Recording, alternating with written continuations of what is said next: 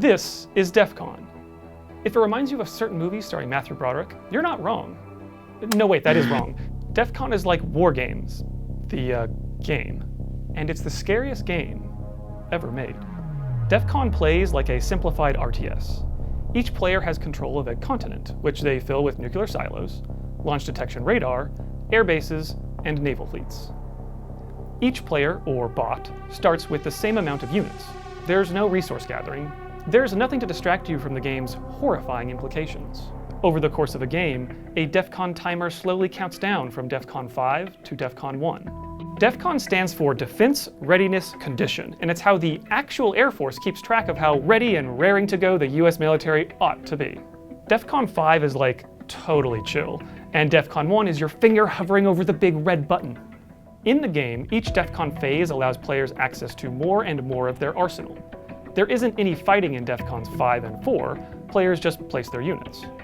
This Cold War escalates in Defcon 3 when conventional air and sea warfare begins. Defcon 2 is mechanically the same as Defcon 3, but it feels different, because you know what's coming next. Defcon 1, the end of the world. Players are free to launch all of their nuclear missiles, from their bombers, their submarines, and from the silos dotting their territory. And everyone does eventually. This isn't like War Games, where the best move is not today. That movie relies on the theory of mutually assured destruction, the idea that two logical countries won't initiate an all-out nuclear attack, because they know they both lose. In Defcon, everybody loses, but someone loses the least. It's terrifying. And science agrees. Scientists have studied the hell out of Defcon, examining its AI bots, looking into its ethics. Most intriguingly, Concordia University conducted a study about how the game affected people's views of nuclear war. Researchers asked the participants a bunch of questions about nuclear weapons, how likely they thought nuclear war was, and how likely they'd be to survive one. Then half read articles about nuclear weapons, and the other half played Defcon.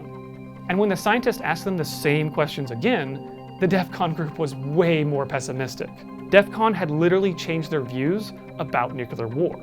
So how does such a simple-looking game have such a powerful effect? First of all, this is what it sounds like.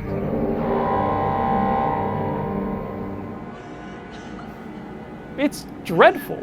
It slowly ratchets up the tension as the doomsday clock counts down to midnight. And if you thought, hey, was that a cough I heard? Or maybe someone crying? It's probably totally unrelated to the nuclear Armageddon that you are creating. Totally unrelated. And that's the other thing about this game. When you're playing it, it really drives home the idea that you're the one doing it. You're not an observer in this nuclear war, you're an active participant in a game that measures its score in millions of civilians. Sure, you have to destroy the enemy's navy before they destroy yours. And your silos might be able to stop some of their missiles before they land. But ultimately, you have to turn your weapons on the main targets, cities. And if you're like me, a thought starts to tickle the back of your mind. How far is this from how it would actually play out? Pop culture is awash with these images of a military control room. A real war room probably wouldn't have the same slick neon design or creepy sound effects. But during the Cold War at least, this is what NORAD looked like. And here's what it looked like in 2005.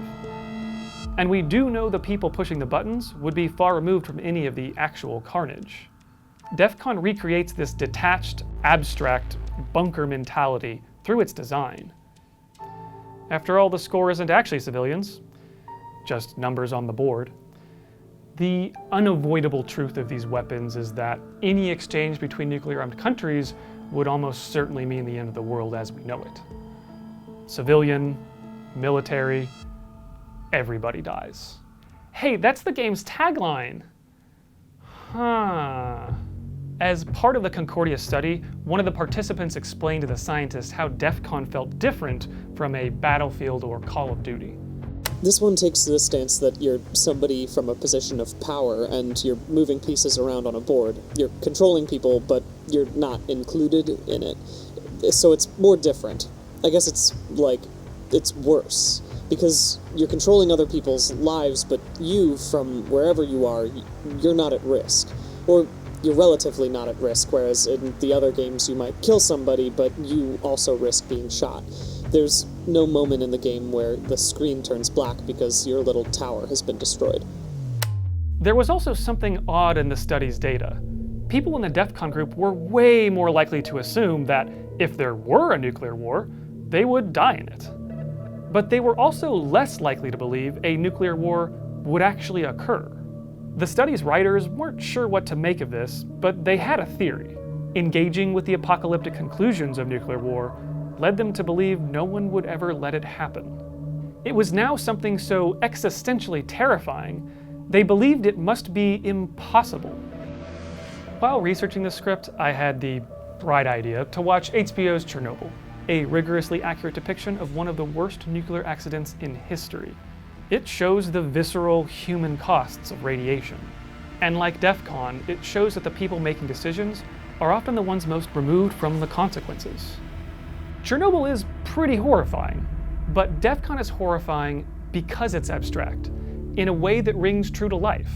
Defcon doesn't give a voice or even a face to the millions of civilians dead. It puts you in the chair, with a finger on the button, and posits a world where mutually assured destruction isn't a factor.